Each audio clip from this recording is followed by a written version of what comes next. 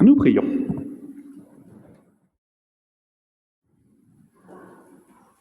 Me voici, Seigneur, désireux de m'abreuver à la source de ta parole, mais empêtré dans mes contradictions. Je ne parviens pas à faire le bien que je veux et je fais le mal que je ne veux pas. Me voici tel que je suis et tel que je voudrais être. Merci de mettre ta lumière dans mes ténèbres, car je voudrais être, Seigneur, cette terre que tu peux conquérir.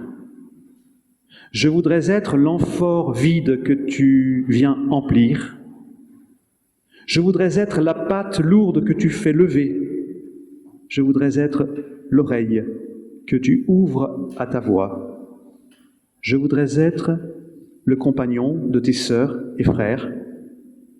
Seigneur, je voudrais être une étincelle de ta clarté, afin que, sur la terre, comme au ciel, s'accomplisse ta volonté. Amen.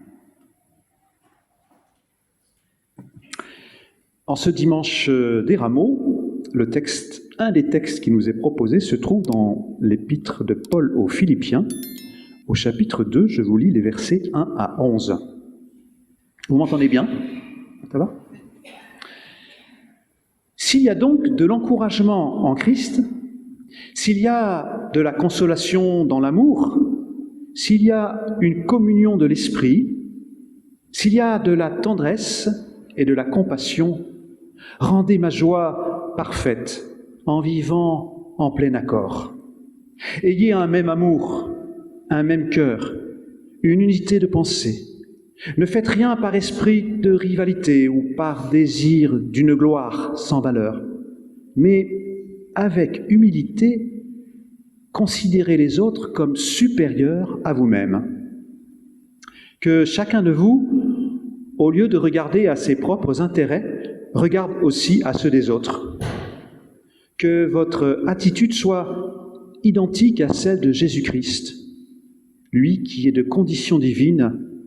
Il n'a pas regardé son égalité avec Dieu comme une proie à saisir, mais il s'est dépouillé lui-même en prenant la condition de serviteur, en devenant semblable aux êtres humains.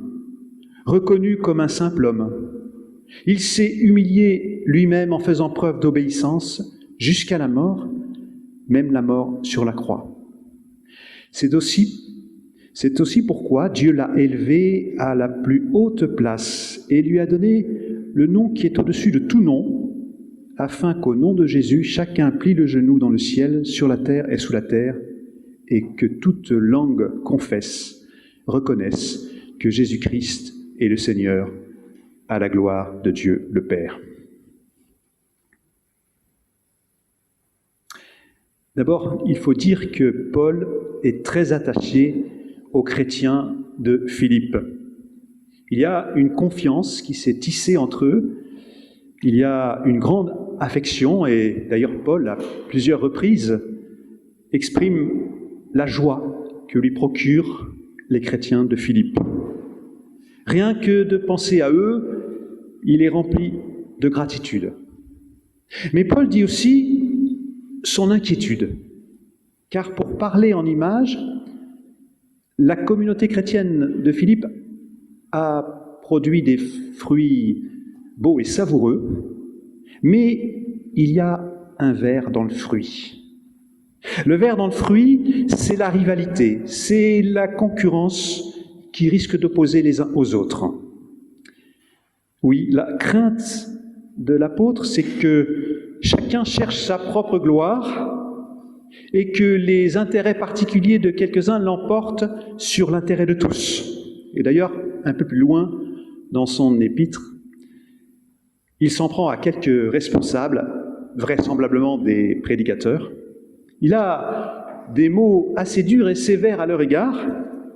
Il leur reproche, d'une certaine façon, de vouloir prendre le pouvoir sur les autres. Et cette situation, bien sûr, ternit sa joie. Il ne s'en cache pas, même s'il exprime son sentiment de manière positive plutôt que de manière négative, en disant je vous en prie, comblez ma joie en vous comportant mieux encore.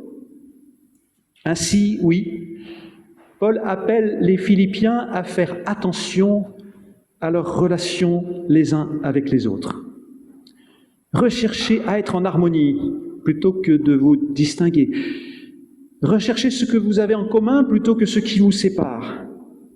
Préoccupez-vous des intérêts des autres plutôt que de vos intérêts particuliers. Voilà un message d'une actualité flagrante, alors que partout dans le monde, on voit se manifester des personnalités imbues de pouvoir, dotées d'un ego surdimensionné, qui se font la guerre entre grandes puissances notamment. Alors que partout dans le monde, on constate que souvent, les intérêts particuliers de quelques-uns l'emportent sur l'intérêt général. Alors, vous allez me dire que Paul ici réfléchit à l'échelle d'une communauté d'église et non pas à l'échelle de la société globale. Et vous aurez raison. Il n'empêche que la société civile est composée d'associations, de communautés humaines qui ont un impact sur l'ensemble de la société. Et ce qu'elles vivent déteint dans la société globale en positif ou bien en négatif. Et donc chaque communauté religieuse a une responsabilité. Ses comportements ont une influence sur le reste de la société. Alors on peut espérer que si nous, Église protestante unie de France, nous sommes animés d'un esprit de partage, de solidarité, on peut espérer que cela aura un effet positif, aussi petit soit-il, sur notre entourage. D'où l'obsession de l'apôtre Paul. Oui, je parle d'obsession, peut-être le mot vous paraît un peu fort, mais dans la plupart de ses épîtres, Paul porte une vigilance, une attention très importante aux relations qui se tissent entre les humains. Et il fait tout pour désamorcer les rivalités. Il dénonce ceux qui ont un ego surdimensionné, qui les empêche d'être attentifs aux autres.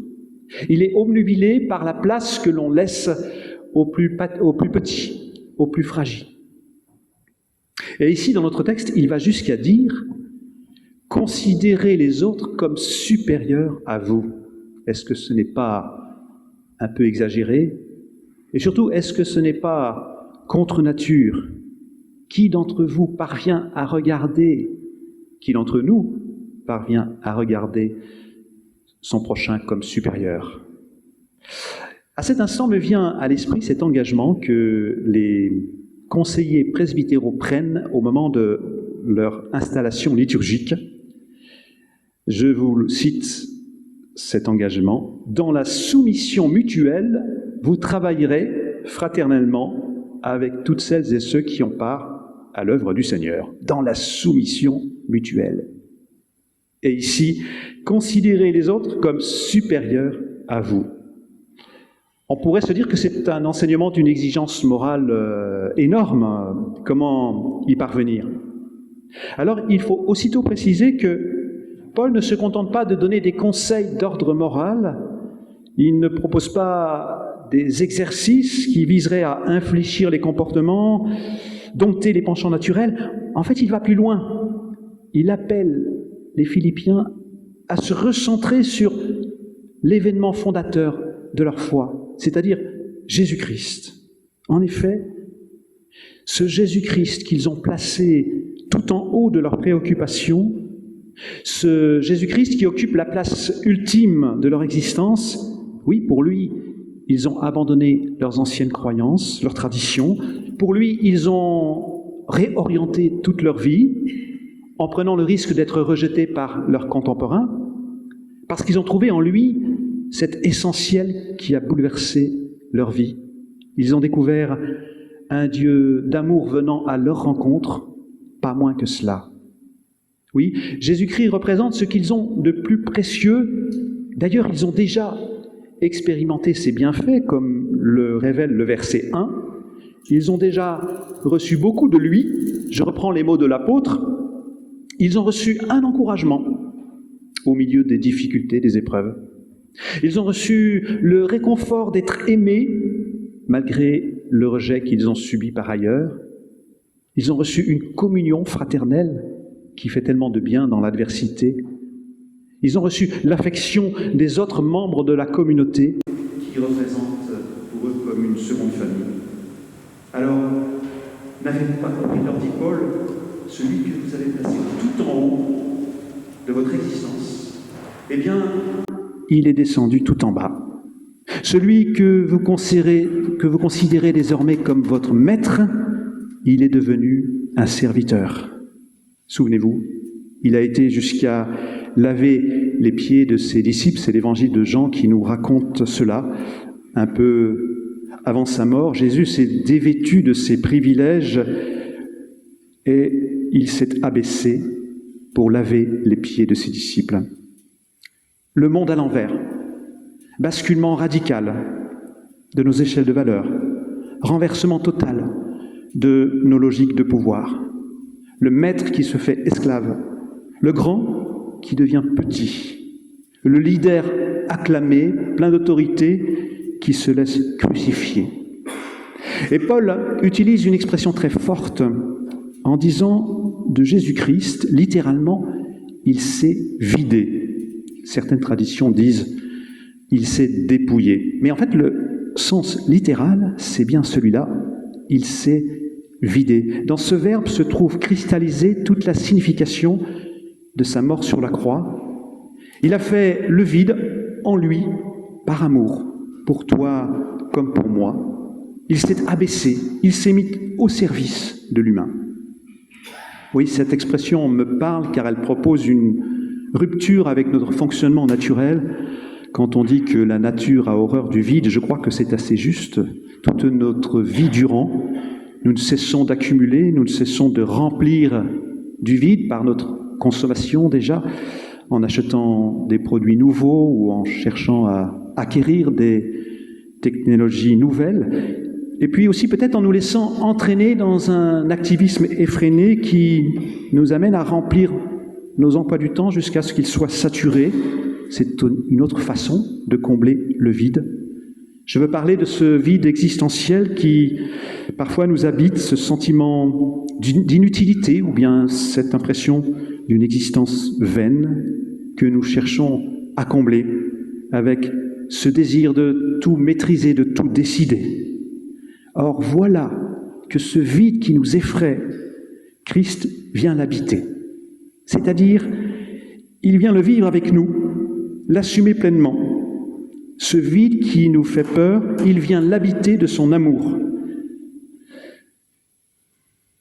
Ce mystère d'un Jésus-Christ qui fait le vide en lui jusqu'à la mort prend sens, je crois, peut prendre sens pour chacun de nous et nous allons entrer dans cette semaine sainte qui, sur les pas de la passion de Jésus, qui justement nous amène à revisiter ce mystère d'un Christ qui fait le vide en lui jusqu'à sa mort. Et si au lieu de chercher à remplir toujours plus nos vies, nous consentions à laisser des vides, à laisser des temps inoccupés, à laisser des espaces en jachère, c'est-à-dire en fait à laisser de la place à d'autres qu'à nous-mêmes. Oui, si nous sortions de l'illusion que la vie véritable se trouve au bout de ce que nous produisons ou bien au bout de ce qui nous donne un pouvoir sur les choses et sur les êtres. Car voilà que Paul, oui, nous présente un Jésus-Christ qui renonce à tout pouvoir pour se faire serviteur. Il remplit sa vie non de lui-même, mais des autres. Il se vide de ses propres préoccupations pour se rendre disponible aux autres. Alors vous comprenez maintenant que l'enseignement de Paul ne se cantonne pas à une petite morale qu'il nous adresserait comme cela. Elle ne se limite pas à dicter de bons comportements, mais il nous parle de Jésus-Christ. Et il nous invite à replonger dans ce mystère de la venue de Dieu parmi nous en Jésus-Christ. Il nous amène à redécouvrir le sens de son abaissement, de sa mort sur la croix. Et c'est sur ce chemin de la méditation qui nous entraîne à sa suite. Méditation qui donne plénitude à notre vie, la plénitude n'est pas là où nous la cherchons spontanément, elle n'est pas dans le trop-plein de nos activités frénétiques, elle n'est pas dans notre quête de pouvoir, mais elle est dans ces temps vides, ces espaces vides, ces temps inoccupés que nous ne maîtrisons pas. Elle est dans le surgissement de l'inattendu. On pourrait dire, elle est dans la venue de l'autre et des autres. C'est, je crois, ce que Paul appelle la grâce. La grâce. Alors que cette Assemblée générale soit placée à la lumière de sa grâce, afin que l'intérêt de tous soit notre préoccupation, l'intérêt des autres et du monde, afin que nous puissions être témoins de cette bonne nouvelle, de celui qui a donné toute sa vie pour la multitude. Amen.